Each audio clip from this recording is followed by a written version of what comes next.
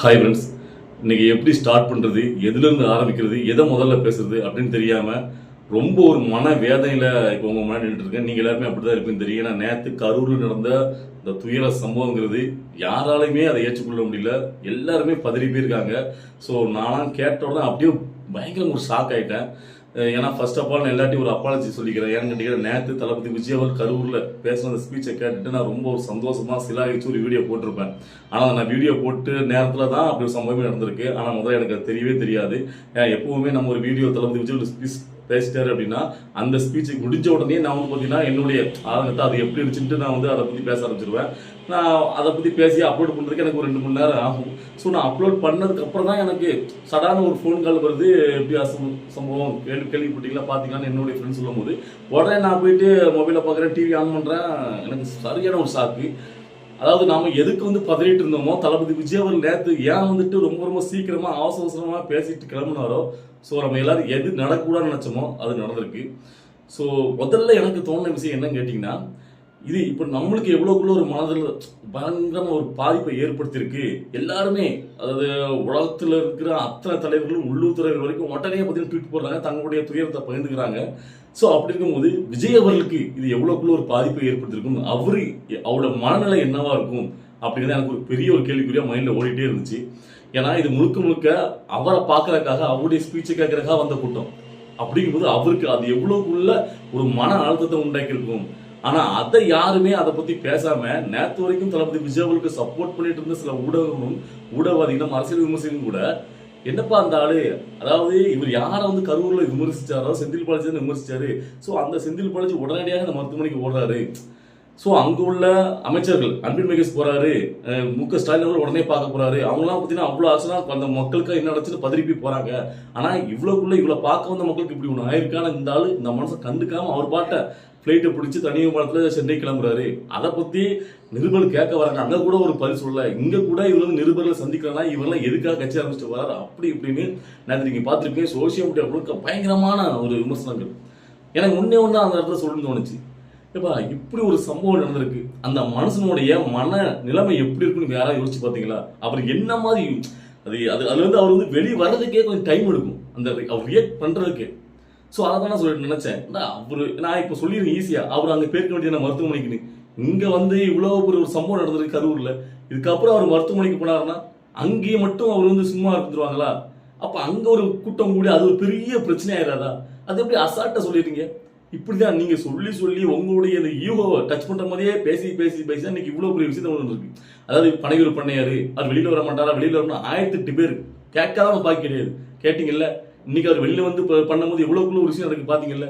சரி, இப்போ ஓகே, இப்போ இந்த பிரச்சனை நடந்துட்டு இப்போ இதுக்கு யார் முழு பொறுப்பு இருக்குது? யார் காரணம்? விஜய் அவர்கள் தான் காரணமா, இல்ல அரசு தான் காரணமா, இல்ல காவல்துறை தான் காரணமா? ஸோ இப்படி பல்வேறுபட்ட அரசியல் சூழ்நிலை தான் இப்போ பயங்கரமா சுத்தி அடிக்குது. ஸோ இதுல நான் என்ன பாக்குறேன் அப்படின்னு கேட்டீங்கன்னா, தொடர்ந்து தளபதி விஜய் அவர்கள் இதுக்கு முன்னாடி பாத்தீங்கன்னா 2 மாநில மாநாடு சக்சஸ்ஃபுல்லா நடத்தி முடிச்சிருக்காரு. அதுக்கப்புறம் பாத்தீங்கன்னா இது 3வது தேர்தல் பரப்புரை சுற்றி பண்ண, இதுக்கு முன்னாடி நிறைய நிகழ்ச்சிகள் வந்து போயிருக்காரு. ஸோ எங்கேயுமே நடக்காத ஒரு விஷயம் ஏன் கரூர்ல மட்டும் நடக்குது? அது நான் சொல்லி வச்ச மாதிரி கரூர்ல மட்டும் இந்த சம்பவம் இத்தனை உயிர் போறதுக்கு அப்ப என்ன அங்க காரணமாச்சு கேட்டீங்கன்னா, இது எதேச்சா நடக்குதா இல்ல பின்னாடி வந்து ஏதாவது ஒரு பக்கா பிளானா, எதுவுமே நம்ம சொல்லிட முடியாது. இது வந்து விசாரணை போயிருக்கு, பெரிய ஒரு கான்ஸ்டியூஷனால ஒரு பயங்கரமான ஒரு விஷயங்கிறதுனால இது வந்து சற்று எடுத்த கொத்துல பேச முடியுது. ஆனா நம்ம பொதுவா என்ன பார்க்கணும்னு கேட்டீங்கன்னா, சொல்லி வச்ச மாதிரி, அதாவது விஷயம்லாம் நம்மள மாதிரி ஆட்களுக்கு தெரிய வர்றதுக்கு முன்னாடி மோடி ட்வீட் போறாரு, அமித்ஷா ட்வீட் போறாரு, உலகம் முழுக்க இந்த விஷயம் பற்றி ஜனாதிபதி திரௌபதி முர்மு ட்வீட் போடுறாங்க. ஸோ அப்படி சரசரமான விஷயம் ஸ்ப்ரெட் ஆகும்.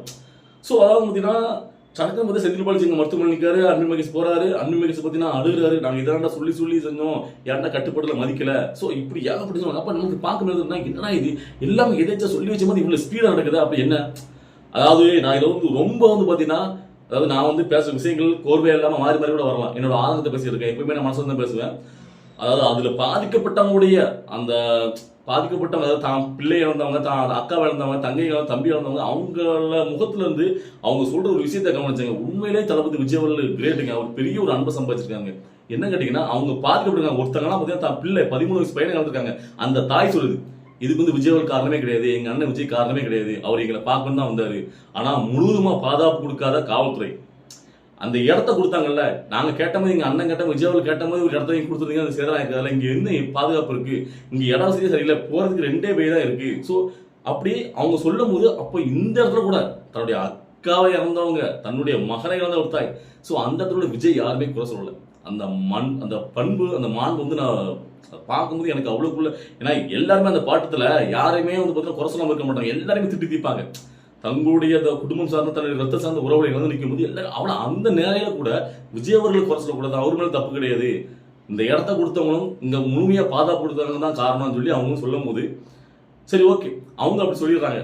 ஆனா இந்த அரசியல் விமர்சகர், அதுக்கப்புறம் எதிர்த்தரப்புல உள்ளவங்க என்ன நினைக்கிறாங்க அப்படின்னு பாத்தீங்கன்னா, எதிர்த்தரப்புல உள்ளவங்க டைரக்டா இது வரைக்கும் எந்த ஒரு அரசியல் கட்சி தலைவர்களும் விஜய குற்றம் சாட்டல, விஜய் காரணம் சொல்லல, எதையுமே பேசல. அவங்க வந்து பாத்தீங்கன்னா பாதிப்படைஞ்சிருக்காங்க. அந்த மாண்புல எல்லா அரசியல் தலைவருமே அந்த பாதிப்படைந்த விஷயம் இவ்வளவு உயிரில் போயிட்டு பதறிப்பி அதுக்கு மட்டும் தான் துயரங்கள் சொல்லிட்டு இருக்காங்க. ஆனா அவங்க சொல்லாம ஒரு விஷயத்த முன்னிறுத்துறாங்க. என்னன்னு கேட்டீங்கன்னா, மக்களுக்கு ஒரு பிரச்சனைனா பாத்தீங்கல்ல, அவரு சினிமா நடிகர் தான் வந்தாரு, அவர் பாத்துட்டு வந்தீங்க, உங்களை பார்த்துட்டு அவர் கிளம்பிட்டாரு.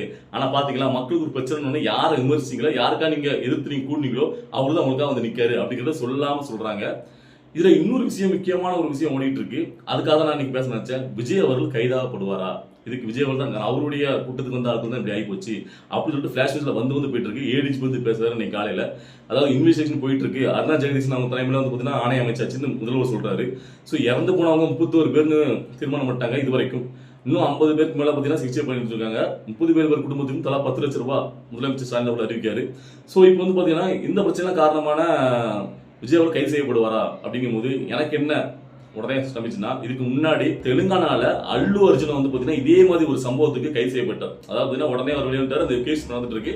அதாவது என்ன விஷயம் கேட்டீங்கன்னா, இதே மாதிரி அவர் திரைப்படம் புஷ்பா 2 திரைப்படம் ரிலீஸ் பண்ற அந்த தியேட்டருக்கு எந்த ஒரு அறிவிப்பு எல்லாம் சடனா வந்துட்டாரு. உடனே அதை பாக்குறதுக்காக கூட்டம் சரியான ஒரு தள்ளுமுள் கூட்டத்துல ஒரு குழந்தைகள் பெண்கள் வந்து இறந்து போயிட்டாங்க. சோ அது ஒரு மிகப்பெரிய சர்ச்சையாகி ரேவந்த் ரெட்டி தான் இன்னைக்கு கூட வந்தார்ல கல்வி விருது விழால அந்த முதலமைச்சர். ஸோ அவர் வந்து பார்த்தீங்கன்னா முழுவதுமா நின்று அவர் கைது செய்தே ஆகணும் அப்படின்னு சொல்லிட்டு அவர் கைது செய்ய வச்சுட்டாங்க. ஸோ அந்த சம்பவத்தை மையப்படுத்தி நிறைய பேர் இப்போ பேசிட்டு இருக்காங்க, விஜய் அவர்களும் கைது செய்யப்படுவாரா அப்படின்ட்டு.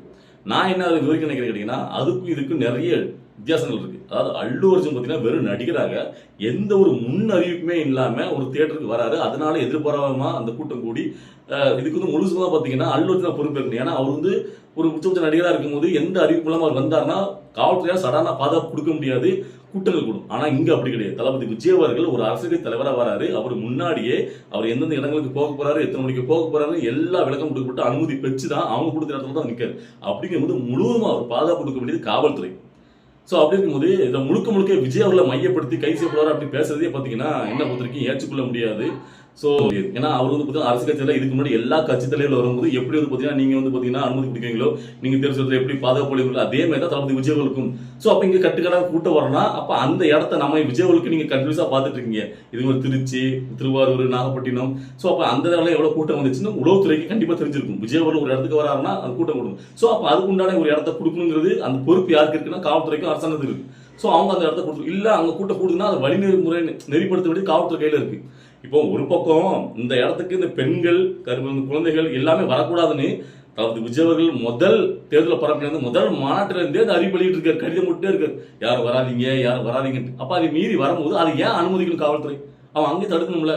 சோ ஆனா அங்க தடுக்காம அவங்க அந்த கூட்டத்தை முதல்லயே சீர்படுத்தணும்ல, முதல்ல சொல்லிருக்காங்க. அப்ப இங்கெல்லாம் இங்க நிக்க கூடாது, நீ கிளம்புங்க, குழந்தைகளுக்கு கூடாது, பெண்கள் இப்படிலாம் அவங்க வந்து அந்த விதிமுறைகளை கட்டுப்பாடுலாம் இது அது பண்ணாம முழுக்க அன்பு மகேஷ் பையன்மொழி வந்து அந்த மருத்துவமனையில அழுகிற சீன் ஒன்று பார்த்தேன். இதனால நாங்கள் தலைப்பாடம் அடிச்சு விட்டோம், ஏன்டா இப்படி வந்து கட்டுப்பாடுகளே மதிக்காம இப்படி வந்து கிளந்தீங்க. ஸோ கட்டுப்பாடுல மதிக்காம ஒரு ஆர்வத்துல இந்த குழந்தைகள் பெண்களும் வர்றது அவர் ஒரு நடிகராகவும் இருக்காரு, ஒரு தலைவராக இருக்காரு, அவர் பார்க்க வராங்க. ஆனா தடுக்க வேண்டியது யாருடைய பொறுப்பு? காவல்துறைக்கு தானே இப்பதான் அனுமதி கொடுத்துருக்கீங்க, இவங்களும் இதான் சொல்லியிருக்காங்க. அப்படிங்கும்போது அவங்களாம் அந்த இடத்துல நிக்காம நீங்க விரட்டி அடிச்சிருக்கலாமே முதல்லயே. ஏன்னா நீங்க எது சடனா வரல, ஒரு 5-6 மணி நேரம் நிக்குது. சோ இதெல்லாம் பார்க்கும்போது யாருக்கு ஒரே ஒரு விஷயத்தை மட்டும் தான் நான் தளபதி விஜய் அவர்களை மையப்படுத்தி குற்றம் சாட்ட முடியும். உண்மை ஓப்பனா பேசினா நான் அதை சொல்லி தான் தீர்வேன். இந்த இடத்துல சொல்லணும்னு நினைக்கிறேன். என்ன கேட்டீங்கன்னா, அதாவது தலைமையில வெற்றி கழகத்துடைய தலைமை நிலைய செயலக அறிவிப்புன்னு வந்துச்சு நேரத்து. தளபதி விஜய் அவர்கள் எத்தனை மணிக்கு நாமக்கல் போவார், எத்தனை மணிக்கு கரூர் போவார்னு அதில் நீங்க நல்லா பார்த்துறீங்க. 8:45 மணிக்கு காலையில 8:45 மணிக்கு நாமக்கல்ல தளபதி விஜய் அவர்கள் உரையை தொடங்குவார், பேசுவார் அப்படின்ட்டு அது இருந்துச்சு. அதே மாதிரி 12:45 மணிக்கு கரூர்ல பேசுவார் அப்படின்னு தான் இருந்துச்சு. சோ ஆனா நடந்த விஷயம் அப்படியே நடந்துச்சு. நானே நாமக்கல்ல பேசும்போது இந்த வீடியோ சொல்லியிருப்பேன். அதாவது காலையில வந்து பார்த்தீங்கன்னா 8:45 சொல்லியிருந்தாரு. ஒரு 10, 12 மணிக்காவது வந்துருவாரு பேசியிருப்பாருங்கிறத நான் வெயிட் பண்ணிட்டே இருந்தேன். லைவ் பார்த்துட்டே இருந்தேன். 12 மணி 1 ஆச்சு, 1, 2 ஆச்சு, 2, 3 ஆச்சு. இவ்வளோ நேரம் ஆயிட்டு. ஸோ அப்படி நானே அதை பேசியிருப்பேன். ஸோ அப்படி இருக்கும்போது இவ்வளோ நேரம் நீங்க தாமதிச்சு வர்றதுக்கு என்ன காரணம்? ஏன் வந்து பார்த்தீங்கன்னா இதை வந்து அறிவிக்க முன்னாடி அப்போ உங்களுக்கு தெரியும் தளபதி விஜய் அங்கேருந்து இங்கே வரனா டைம் லேட் ஆகும்போது தலைமை செயல இருந்து ஏன் வந்து பார்த்தீங்கன்னா அந்த டைம் நீங்கள் கொடுக்குறீங்க? நீங்கள் லேட்டாகவே எப்பவும் போல ஒரு 12:45 மணி 1 மணிக்கு கொடுக்கலாம்ல. இங்கே வந்து நாகமக்கல் வந்து பார்த்தீங்கன்னா 1 மணிக்கு வருவார்ப்பா, ஒரு 12:30 மணிக்கு வருவான்னு சொன்னால் அதுலேருந்து ஒரு 2 மணி நேரம் லேட் ஆகும், அந்த தள்ளுமுள்ளாகும், கூட்டு நெரிசலில் அவர் வரும்போது. ஸோ அப்படி கொடுத்துருந்தா இந்த இஷ்யூவே இப்போ யாருமே அதை கேள்வி கேட்க முடியாதுல்ல. இப்போ வரப்பறவனா அதை வந்து மெயின் பண்ண எப்படி 8:45 நீங்கள் சொல்லிட்டு 2, 3 மணிக்கு வாரீங்களே, 8:45 மணி தான் விஜய் அவர்கள் பார்த்தீங்கன்னா அங்கேயே திருச்சி ஏர்போர்ட்டுக்கே வராரு. ஸோ இப்படிலாம் ஏகப்பட்ட கொஸ்டின்லாம் வருது இல்லை. ஸோ அப்போ இதுக்கு நீங்களே ஒரு காரணமாக இருக்கீங்க. அந்த தலைமை நிலையத்திலிருந்து அந்த அறிவிப்பை வெளியிட்டவங்க ஏன் வந்து தவறுதலாக வெளியிட்டாங்க? இல்லை உங்களுக்கு தெரிஞ்சுதான் அப்படி விட்டீங்களா? இல்லை நீங்கள் இப்போ 8:45 சொன்னீங்கன்னா உங்களுக்கு நல்லா தெரியும் மக்கள் ஆர்வமாக அதுக்கு முன்னாடி 2 மணி 3 மணி நேரத்துக்கு முன்னாடி வந்து நிற்க மாட்டாங்களா? ஸோ அப்போ நம்ம ஒரு விஷயத்தை கன்வே பண்ணும்போது சரியான ஒரு திட்டமிடலோட கன்வே பண்ணுங்க. இப்போ அது எவ்வளோ பெரிய ஒரு இப்போ அது மட்டுமே குச்சிச்சாட்ட முடியாது, அது மட்டுமே காரணம் கிடையாது. ஆனால் ஒன் ஆஃப் த பாயிண்ட் அது ஒரு காரணம் தானே. இப்போ மக்கள் ஒரு 10 மணிக்கு விஜய் அவர்கள் அங்கே வராருன்னா கண்டிப்பா 6, 5 மணிக்கெல்லாம் போய் நின்றுவாங்க. உங்களுக்கு தெரியுமா இல்லையா? முதல்ல போய் நிற்கணும், தலை விஜயில பார்த்துடணும், இடம் பிடிச்சிடணும். ஸோ இதான் இயல்பாக உள்ளது. ஸோ அப்படிங்கும்போது 8:45 சொல்லிட்டு 3 மணிக்கு வராருன்னா இப்போ 8:45 விஜய் அவர்கள் அந்த நாமக்கல் பகுதியில் அங்கே இருந்துட்டாரு அப்படின்னா நீங்க சொல்ற ரைட். 8:45 தலை விஜய் நாமக்கல் பக்கம் வந்துட்டாரு, அங்க இருந்தா உள்ள வர முடியலன்னு. ஆனா அப்படி கிடையாது. நீங்க தான் லைவ் அப்டேட் கொடுத்துட்டே இருக்கீங்களே இந்த பத்திரிகையாளர் தான். 8:45 மட்டும் அவர் ஏர்போர்ட்டுக்கே வராரு திருச்சி. ஸோ அப்படிங்கும் போது அங்க இருந்து சென்னையில இருந்து கிளம்புறாரு 8:45. அப்படிதான் பார்த்தீங்கன்னா ஒவ்வொரு டியூட்டா நியூஸ் அப்டேட்டே இருக்கு. அப்போ இது முழுசுமா பார்த்தீங்கன்னா தவறா வந்து பார்த்தீங்கன்னா நீங்க ஒரு விஷயத்தை கன்வே பண்ற மாதிரி ஆயிடுதுல. ஸோ இப்போ அது ஒரு மிகப்பெரிய ஒரு கேள்விக்குறியா வரும். ஏன் இவ்வளோ நேரம் காக்க வச்சிட்டாரு? அதாவது மத்தியானம் 12:45 மணி கரூருக்கு வரணும்னு சொன்ன விஜய் அவர்கள் நைட்டு 7 மணிக்கு வந்திருக்காரு. அப்போ இவ்வளோ நேரம் மக்களை காக்க வச்சா அந்த மக்கள் பார்க்கணும் ஆர்வத்தில் சாப்பிடாம தண்ணி இல்லாம இப்படி ஆயிட்டாங்க அப்படின்ட்டு அது ஒரு மேஜர் பாயிண்டா இப்போ வந்து எல்லாருடைய பேச்சுலையுமே தெரியுது. அது வந்து நம்ம வந்து அப்படியே உதவிட்டு போக முடியாது. இதுக்கு தமிழை வச்சு தலைமை தான் பார்த்தீங்கன்னா இதுக்கு ஒரு ஏன் அப்படிங்கிறத விளக்கத்தை அவங்க தான் கொடுக்கணும். புரியுதுங்களா? ஸோ ஏன்னா நேற்று கரூரில் நடந்த துயர சம்பவத்துக்கு யார் ஒருத்தங்களையுமே முழுவதுமா நம்ம வந்து குற்றம் சாட்டிட முடியாது. இது நிறைய பேருடைய தவறுகள் இருக்கு. முதல்ல அந்த இடத்த தேர்வு பண்ணி இந்த இடத்துல நீங்க வந்து பரப்புரை மேற்கொள்ளுங்கன்னு சொன்ன அந்த அனுமதி கொடுத்தவங்க, அதுக்கு முழுமையா அந்த காவல்துறை அங்க நின்று அந்த குழந்தைகள் பெண்கள் வந்து பார்த்தீங்கன்னா அந்த இடத்துல இருந்து விரட்டி விடாம அந்த பாதுகாப்பளிக்காம இருந்தவங்க. ஸோ லேட்டாக வந்த தளபதி விஜய் அவர்கள் தலைமை நேரத்துல இருந்து 8:45 வரும்னு அறிவிச்சவங்க. ஸோ இது எல்லாரையும் தாண்டி மேஜரா ஒரு தவறுன்னு கேட்டீங்கன்னா முதல்ல எந்த ஒரு அரசியல் பிரச்சாரம் போட்டாங்க எவ்வளவு பெரிய ஆளாட்டும் கடவுளே வரதா இருக்கட்டும் தேவதூதரே வரதா இருக்கட்டும் இப்படி குழந்தைகள்லாம் கூப்பிட்டுட்டு அவ்வளவு பெரிய கூட்டத்துல போடுமா? நான் அந்த பொதுமக்களை பார்த்து ஒரு கேள்வி கேட்கிறேன். அவங்களுக்கு என்ன அப்படி என்ன? அதாவது திரும்ப திரும்ப அவர் சொல்றாரு அங்க இவ்வளவு பெரிய ஒரு கூட்டம் இருக்குன்னு உங்களுக்கு தெரியுது. அந்த கூட்டத்துக்குள்ள நம்ம வந்து பாத்தீங்கன்னா முடியாதவங்களையும் வயதானவங்களையும் நம்ம வந்து பார்த்தீங்கன்னா ஸோ அவ்வளோ பெரிய ஒரு கூட்டத்துக்குள்ள நம்ம வந்து சின்ன சின்ன குழந்தைகளை கூப்பிட்டு போறோமே, கொஞ்சமாவது அந்த குழந்தைங்க மேல அக்கறை இருக்கா இல்லையா உங்களுக்குலாம்? நீங்களும் என்ன தாய்மார்கள், என்ன தகப்பமார்கள், என்னைய ஆட்கள் நீங்களா? நான் வந்து என்னுடைய குழந்தைகள் மாதிரி நான் வந்து யோசிச்சு பேசிட்டு இருக்கேன். நல்லா புரிஞ்சுக்கணும். இவ்வளோ பெரிய கூட்ட நெரிசல் உங்களுக்கு தெரிஞ்சிருது. அதாவது நீங்க பாக்குறீங்க நாமக்கல்ல என்ன மாதிரி கூட்டம் நெரிசல் பாத்தீங்க. அப்போ நீங்க வந்துட்டு கரூர்ல அதுக்கு மேலே கூட்டம் இருக்கும்போது சட்டார்னு அதுல இருந்து இல்ல கூட்டம் தலைக்கு மேலே இன்னும் விஜயவர வாராருன்னா இதுக்கு மேலே கூட்டம் போட்டு உடனே கலைஞ்சு பிள்ளைங்களை கொண்டு விட்டு நீங்க நிக்கலாம், தவறு கிடையாது. சின்ன சின்ன குழந்தைகளை அந்த கூட்டத்துல கூட்டு வரீங்களே, கொஞ்சமாவது அறிவு இருக்கா? இப்ப பாத்தீங்களா இப்ப யாருக்கு பாதிப்பு, முழு பாதிப்பு எவ்வளவுதான் என்ன படம் யாருமே தவறு சொல்ல முடியாது. ஆனா அந்த பிள்ளைங்க உயிர் போச்சு இல்ல. சோ இப்ப என்ன பயிர் சொல்ல போறீங்க? எனக்கு இதை பார்க்கும்போது முதல்ல நாக்க பிடிக்கிற மாதிரி இந்த சின்ன குழந்தைகளா அதுல கூட்டு வந்தீங்க தெரியுமா, உங்களை தான் சொல்லணும். எனக்கு உண்மையிலே சொல்றேன். அப்படி ஒரு கூட்ட நெரிசல் இருக்கு. அந்த இடத்துல என்னங்க உங்களுக்கு வேலை? சின்ன குழந்தைல ஏன் கூட்டு வரீங்க? இப்ப அதை 2, 3 குழந்தை காணாம போயிட்டு சார் அதெல்லாம் பார்க்கும்போது என்ன சொல்லணும்னு தெரியல. ஸோ இந்த விஷயங்கள் வேற மாதிரி போயிட்டு இருக்கு. இது பக்காவா பார்த்தீங்கன்னா எதிர்ச்சி நடந்த மாதிரியே சில விஷயங்கள் கொண்டு போறாங்க. ஸோ என்ன மாதிரி நடக்க போங்கிறத நிறைய பேர் பார்த்தீங்கன்னா இதுக்கப்புறம் விஜய்க்கு எப்படி அனுமதி கொடுப்பாங்க, விஜயோட தேர்தல் பிரச்சாரம் என்னாச்சு, விஜயோடைய அரசியல் எதிர்காலம் என்னாச்சு, அவருடைய வாழ்க்கை இதோட அவ்வளோதான் அப்படி ஏகப்பட்ட கொஸ்டின்கள் அப்படி வந்துகிட்டே இருக்கு. எல்லாத்தையும் இப்பயுமே முடிவு பண்ணிட முடியாது. இன்னும் கண்டினியூ நாட்கள் தெரியும். ஸோ உங்களை மாதிரியே அந்த விஷயங்களை ரொம்ப ஆர்வமாக நான் உச்சு கவனிச்சிட்டு இருக்கேன். அடுத்தடுத்தாப்புல அந்த விஷயங்கள் தெரிஞ்ச உடனே நம்மளுடைய வீடியோ வெளியே வரும். இன்னைக்கு நான் பேசின வீடியோக்கள்ல உங்களுக்கு என்ன தோணுது, நீங்க என்ன நினைச்சீங்க அப்படிங்கிறத உங்களுடைய கருத்துக்களை கமெண்ட்ல பதிவு பண்ணுங்க. அடுத்த வீடியோ சந்திப்போம்.